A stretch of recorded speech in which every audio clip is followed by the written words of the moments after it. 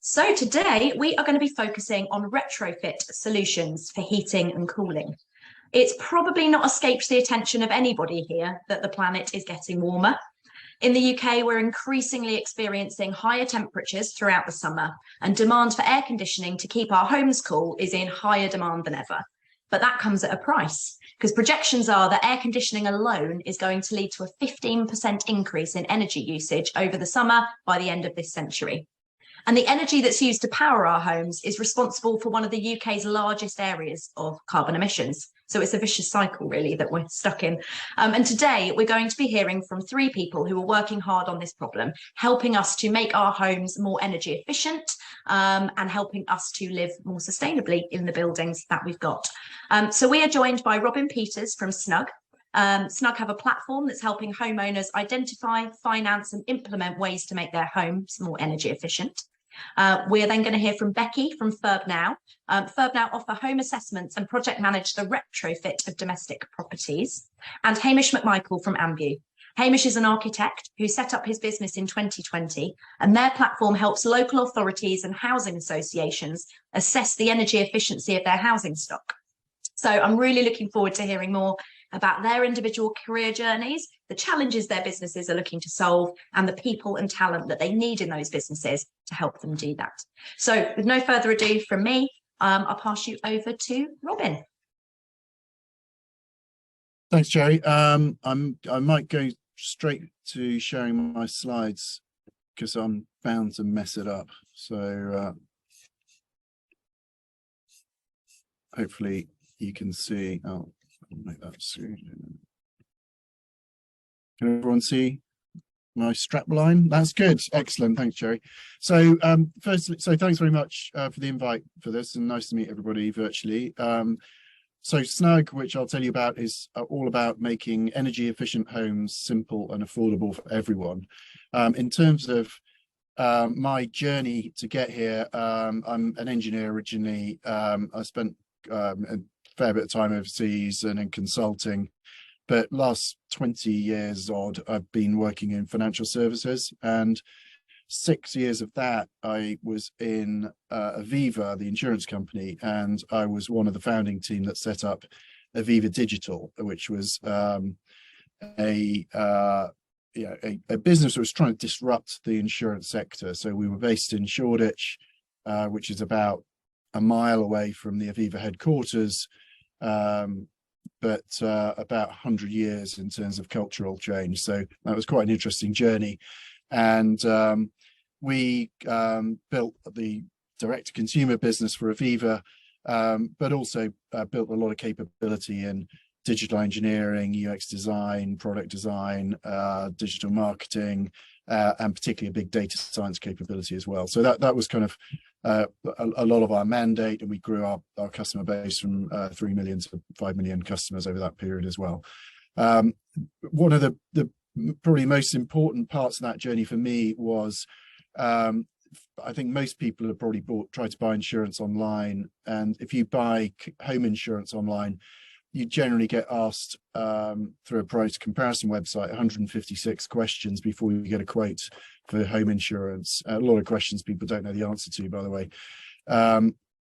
And what we were able to do at Aviva, using our kind of proprietary data sets and various other access to external data, we were able to reduce that question set to 3 questions and to still profitably underwrite home insurance. And the biggest element of that actually was a massive change in customer experience of buying insurance, and we were so proud of it. We actually used it as the strapline of our advertising at the time, and you might remember there was a bunch of ads we did was get a quote, not a quiz, from Aviva, and that was you know, all our data scientists were very proud of themselves being on TV. So that was part of my background, and that's essentially what I'm trying to bring into Snugg, which is kind of the simple bit of energy efficiency, which is easy to say and extremely difficult to do in practice. The affordable bit then is kind of leveraging the financial services background that I've got, and that is I'm sure most people on the call will know that energy efficiency retrofit is not cheap, but the financial sector private sector finance has got an incredibly important role to play in making it affordable for people. So again, I really don't want to teach you to suck eggs, but I mean, the challenge that we're facing into is on the left, as Cherry sort of referred to. The UK housing stock is pretty poor quality, and it makes up over a fifth of total UK carbon emissions. So if we're going to hit net zero, we have to address the homes. The cost of doing that on the right, I've taken data from the Climate Change Committee, and the kind of the teal coloured bit in the middle of the chart on the right is the kind of cumulative cost needed to get to net zero, and that adds up to over 250 billion pounds between now and 2050, starting from a pretty low level now, but growing dramatically over the next 5 to 10 years. That clearly, I mean, even before the current financial crisis, was not going to be able to be funded by government. So private sector finance absolutely has got an incredibly important role to play in this. So energy efficiency has been around for decades. Why hasn't it taken off? And we see 4 key barriers to delivery. The first is even things like insulation are actually quite complex. You have to understand things like condensation risk and thermal bridging, etc., before you even start thinking about putting heat pumps in. And it's a disruptive process. There are very few things you can do in home efficiency which really don't cause a bit of hassle for people to implement. The second thing, the market's really fragmented. Lots of people trying to do the right thing, but actually a very imperfect way of joining up across manufacturers, financiers, grant providers, installers, etc. And I know we'll come on to the skills gap here, but we all know there's a chronic undersupply of installers. I've seen to the tune of kind of 200,000 too few trades to deliver what's required to make this happen in practice.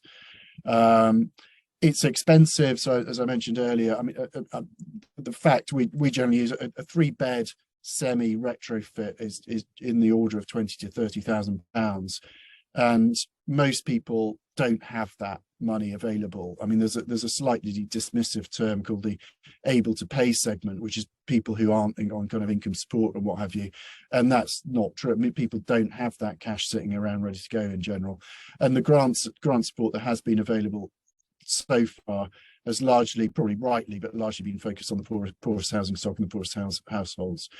And the final point is it's uncertain. So the model we built, which is building on sort of existing kind of RDSAT modelling, but shows paybacks of these kind of investments are often in decades. I mean, I saw one the other day, which was 125-year payback, and that's even assuming that you believe the benefits predicted by a lot of these providers. And frankly, we're in a sector which has got some pretty embarrassing previous in terms of overestimating impact and underestimating the cost of delivering some of these changes. So lots of 4 good reasons why people haven't done anything so far. What we're doing in Snugg is, and apologies for the kind of consulting term, but is creating an ecosystem platform that we're trying to make it simple for people to act. So we're trying to talk in customers' language and kind of pull the different elements together and help them on this journey, which we think will be takes some time for most people. It starts with home profiling, to putting in the kind of the Aviva thing, putting in your postcode, your address, and we'll give you a plan based on the data we know about you, allowing people to tailor their plan, correct what we know about their house and personalize the plan to what they want to do, give them access to grants where those are available, particularly at a national level, link them into finance, which really is probably the key link we've got. We're tightly aligned with retail banks, connecting them with installers, and we know that that's actually probably the biggest challenge that people have, is finding an installer and someone trusted that they can get to do the work for them. But probably our biggest USP essentially is ongoing monitoring and nudging. So our thesis is, we think real people generally will want to start relatively small, get confidence that what they're doing is making a difference to energy efficiency, and as they gain more confidence, to make further investments and more substantial changes to the fabric of their homes. So And we think that will take some time for them to get that confidence, and one element of the proposition just linking into the smart meter, so we can actually give them evidence and data that shows that they're making those improvements. So that's kind of the pen picture of what we're doing. In terms of the skills we're looking at, there's obviously I mentioned it, and I'm sure we'll come back to it, there's a sector-wide shortage of people able to do this work. There's an immediate challenge on getting retrofit assessors able to help coach people through this kind of work and validate that work's been done effectively at the end of the process. We happen to be just one of my founders is ex-army, and we're working with veterans associations. There are 1.5 million veterans. There's probably 500,000 highly motivated, highly skilled people ex-military who could really help fill this gap that we're trying to move into the space. In Snugg specifically, the kind of skills that we're looking at most are in the digital space, the kind of UX design, digital marketing, the ability to engage and talk in customers' language through a channel that is relevant to them at the time that's relevant to them. And that's kind of what we think has been a little bit missing in this market. And then the other side is kind of the data side, the data science side. We're based in the kind of innovation center at Edinburgh University. So we see data and data science as being central to this. So pulling together and sanitizing, clarifying, and taking insight out of some pretty big, pretty complex data sets is what we're looking at. So that's pen picture. I've been at this for just under a year, thinking about it for a bit longer than a year. I could talk for hours and hours if people wanted to, but I think I'd probably run out of my time limit, Jerry. So. No, that's great. And I'm sure, we've got the breakout rooms afterwards. So if anyone's got any further questions for Robin, please feel free to jump into his room and ask him those. But that was brilliant, Robin. Thank you. And I think particularly enjoyed at the beginning there, that summary about why hasn't this taken off yet? We've been talking about this for a long time. And I think those 4 reasons that you gave are, very relatable. So thank you so much for that. And now Becky from Furbnow is going to talk to us about how they are overcoming these challenges as well.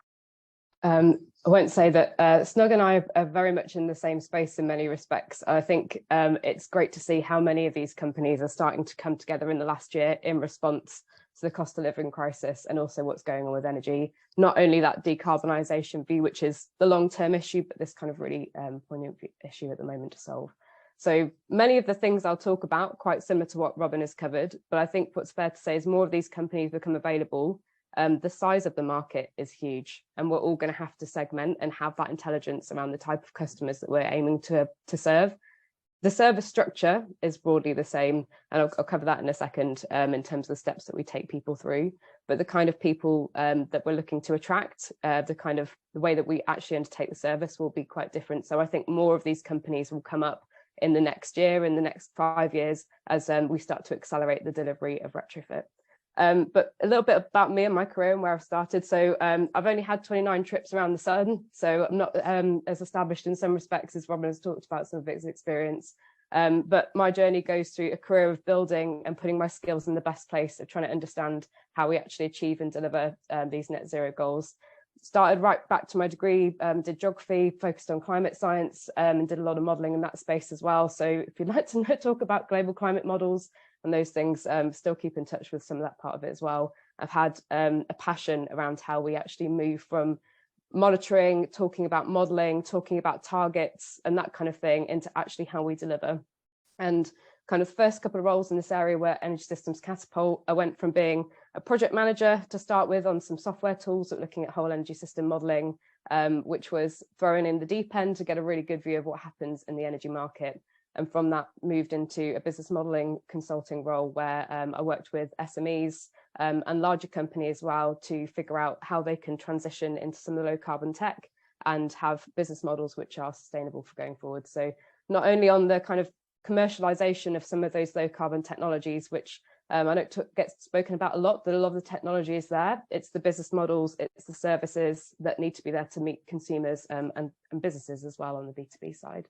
So that's where I've specialised in kind of business model and service design over the last few years, and gradually becoming more of a specialist in retrofit and smart local energy systems as well, which is a whole other thing. We won't go into that, but that the retrofit fits into the smart local energy system. It's kind of the first step for every consumer to get to that point, which is again going to be developing over the next decade to help us decarbonize our energy system. But it's not just consulting.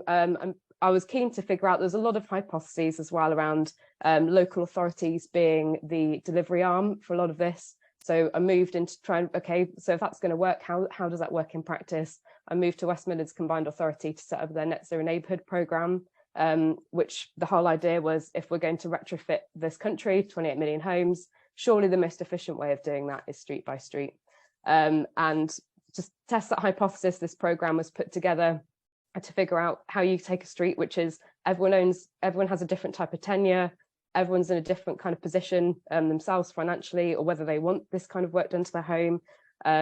Everyone has different willingness for disruption, lots of many issues, and how we can start testing and building those programs. So that was a focus of setup, and underpinning that over time, I've been investing in my own education, working in this space. I'm also a board member and director at the Sustainable Housing Action Partnership as well, which is trying to figure out some of these practical bits around the supply chain of how you fix some of these problems with the market. So a lot of investment in my own time, and also kind of moving my career forward to figure out how we go from ideas and policies and targets into real delivery.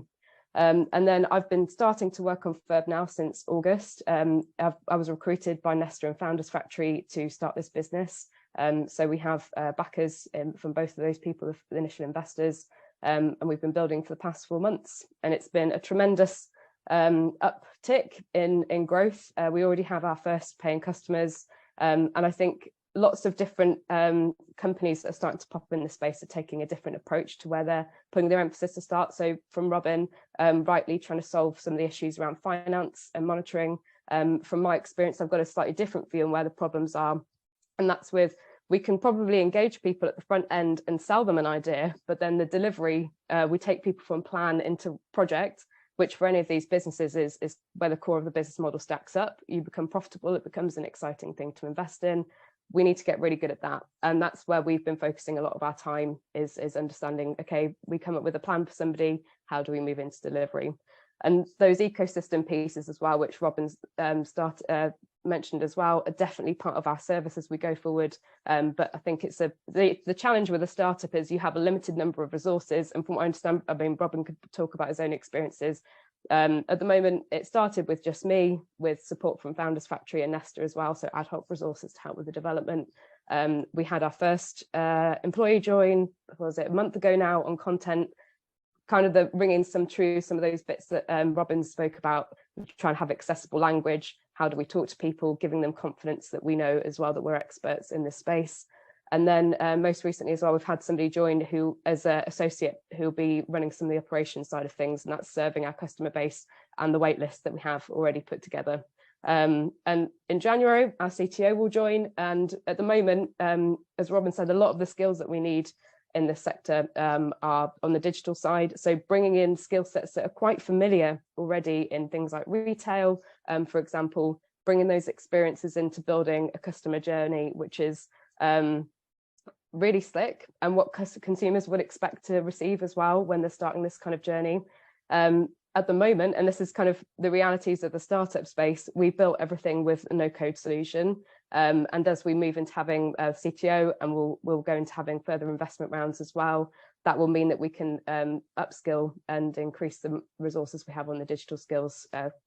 Titles like full stack developer, UX designer, those will be key for us going forward.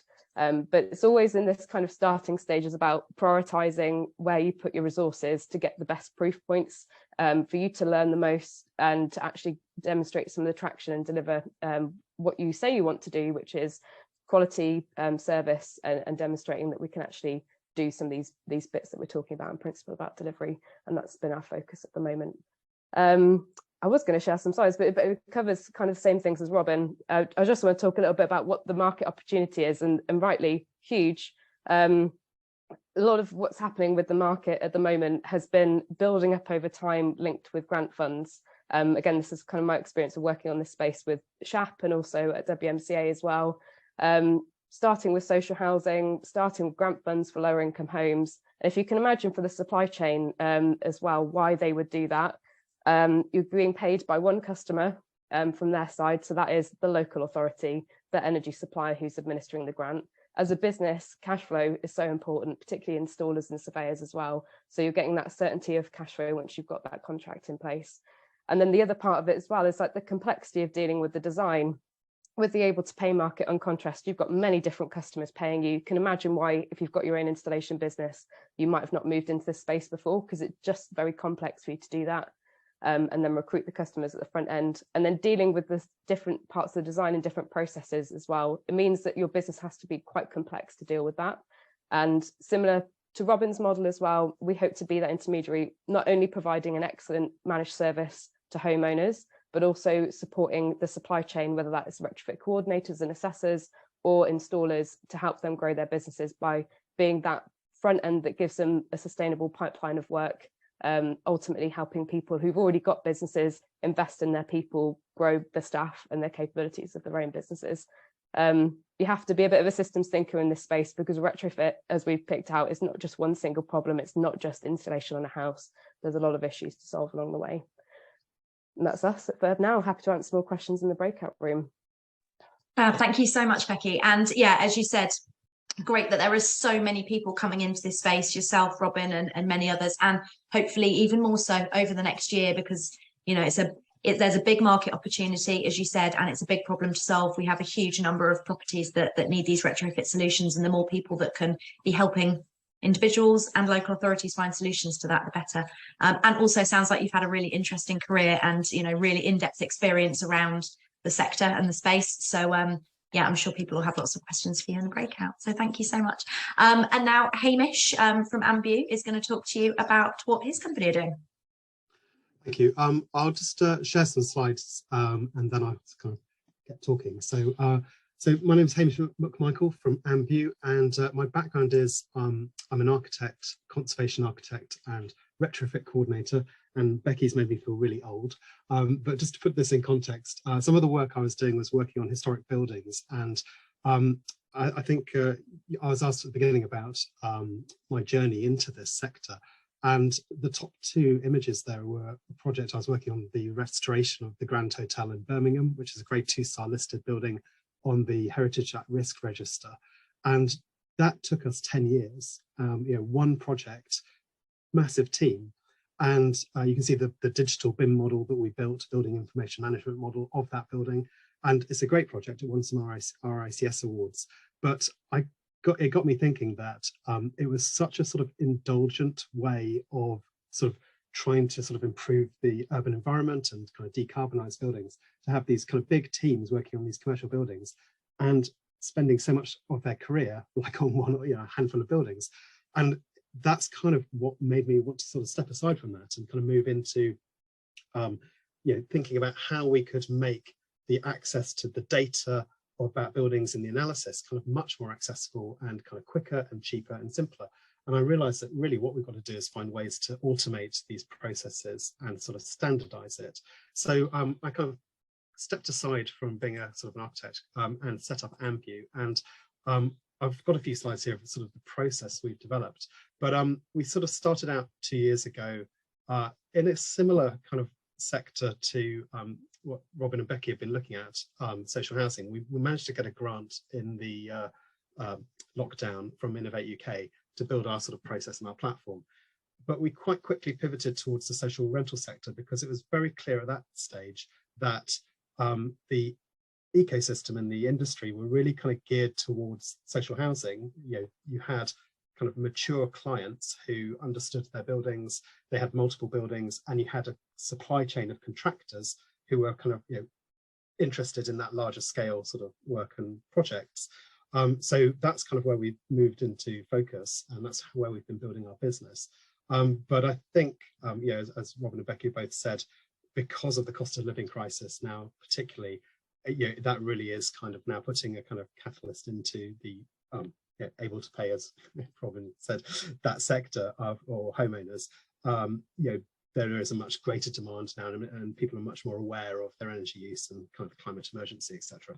But what we've been doing is focusing on how to sort of streamline for housing associations, looking at a large portfolio of properties. So this is just some examples of some in Bristol, we send in surveyors, and they do these 3D laser scans, LiDAR scans of the properties. And what we do is we build a digital model of each home. So this is an example of that one. It's this is a 2-story maisonette in a historic building in a conservation area in Bristol. And what we do is we then take that digital model and bring it onto our platform. And this is a screenshot of that. And it helps the user, and we're trying to make this more accessible, kind of understand what the retrofit options are. So you've got the sort of menu on the left-hand side of options. And on the right-hand side, as you click on the menu item, it starts to tell you what the energy savings are going to be in terms of kind of fuel bill costs, CO2 costs, the change in your energy consumption, and the improvement in your SAP EPC score. So these are sort of the tools we've been building. Now, kind of quickly sort of whistle through a bit more of this. So we've started to automate the reports and processes which are required. And again, for sort of the audience on this call, I'm not sure, obviously we can discuss this in the breakout room if people are interested in coming into the industry as installers or as consultants. But what you may or may not be aware of is the government created this process called PASS 2035. This was on the back of some various reports, but there was one called Each Home Counts, which was published, I think, about sort of 4 or 5 years ago now. And that was a sort of an assessment of the retrofit in the industry over the preceding 10 years. And it was looking at all the problems that had come out of that. And I think, again, Robin alluded to some of this. There were lots of examples of poorly installed cavity wall insulation or people getting the wrong advice. So the government set up this process called PASS 2035 to try and bring quality into the industry. So it kind of explains how to go through a retrofit, and it's created a couple of new roles or new consultant jobs. So there's a retrofit assessor who will go out to your home and do a survey, and a bit like a domestic energy assessor who will do your EPC score when you are looking to sort of buy, sell, rent a home. You may be familiar with the sort of A to G coloured score. They can do an EPC, but the retrofit assessment is a little bit more advanced, and it starts to look for things like, what is the ventilation? Is there evidence of damp, mold, condensation, issues which are becoming even more kind of, we're all more familiar with in the news. And they pulled together this retrofit assessment. The idea is this is then passed on to a retrofit coordinator. And for my sins, I've gone through the course and got this qualification as well to understand how it works. And the retrofit coordinator's role is a sort of like a bit like a project manager. They will take the assessment, they will consult with the client and understand what it is they want to achieve in upgrading the home. Because it could actually be as simple as they want to tackle a problem like some drafts or some leaks, or it might be that their motivation is about reducing their fuel bills, or they may have a motivation which is about reducing carbon, and that could change the order and the priority of different measures you might think of. So that's kind of what the retrofit coordinator does. So we've automated the reports which we need to generate, which start to look at different measures and the payback, the savings, the CO2 savings, etc., from our report, and we kind of generate those. But what we can then do is move into the design stage, because obviously we've talked about appointing the contractors and the installers, so they need some information to know what they're doing. So we can look here at different performance standards, different materials. We can start to generate drawings. And that might lead to needing planning permission, for example, particularly on heritage buildings. You may even need listed building consent, so we can kind of start to generate the drawings and the reports that are needed for that. I'll skip through some of these. And again, as previously mentioned, monitoring is really important, and actually there's some amazing opportunities for employment if people are interested in sort of niche roles within this sector, in terms of the surveying, because really to understand a building you might need to do air leakage tests, and this is a company we're collaborating with called Building Test Solutions, or BTS, who apparently are also some K-pop band, but we don't want to confuse those two. But these guys can go out and they put monitoring in there and actually work out what the thermal performance of your home is through the walls, and how leaky it is, and that again helps inform the design. And then the sorts of things we're doing is looking at the details, and this is again, that same building at the beginning. We've done a cut-through model of the walls. We do these kind of, they're called hygrothermal calculations to see what the heat loss is through the fabric at the moment. And then what we can do is look at, if we add insulation on the inside, what effect does that have in terms of the heat loss? And particularly, is there going to be condensation and mold risk? Because you could insulate a building and then create too much of a difference between the surface of, for example, the wall and a cold window, and that can lead to condensation. So it's all about kind of getting into the detail to make sure that what's recommended is not going to lead to kind of other future problems. So that's probably enough, actually. I've kind of, or else I could keep talking for a long time. But in terms of kind of the industry, we're working with housing associations and local authorities, and for delivering kind of helping them deliver their projects through the Social Housing Decarbonisation Fund, which is one of these government grants, which is just kind of in process of going through. But through that, we're talking to a lot of contractors as well about how they can upskill to deliver the work that's coming down the pipeline. Because what I would say is this really is going to be a growth industry, whether it's in the social housing sector, public sector for decarbonising schools and swimming pools and other buildings, and in the homeowner sector as well. Because I think it was just this week, the government talked about Eco Plus, this new grant which will be released next year of £15,000, which is going to really change the game. Because 2 years ago in lockdown, they released a grant of, I think it was £5,000, and the problem was Rishi Sunak actually cancelled it after about 5 months because they thought there wasn't enough uptake. It wasn't, I think, that people weren't interested. It was the process was just too complex for contractors to kind of get on board with it, and so not enough of them sort of got themselves accredited and registered on Trustmark. I think this is going to change, and there's going to be a lot of work coming down the pipeline. So definitely a good place to be if you're looking for employment from all sorts of ranges, and we can talk about that.